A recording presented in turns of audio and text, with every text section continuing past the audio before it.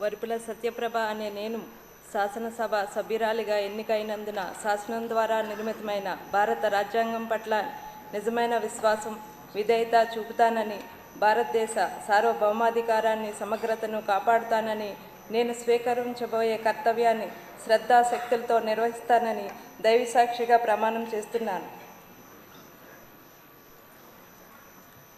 ఆంధ్రప్రదేశ్ సభ సభ్యురాలనైన వరుపుల సత్యప్రభ అనే నేను సభ నియమాలకు కట్టుబడి ఉంటానని, వాటిని అనుసరిస్తానని, సభ మర్యాదలను పాటిస్తానని, సంప్రదాయాలను గౌరవిస్తానని దైవసాక్షిగా ప్రమాణం చేస్తున్నాను.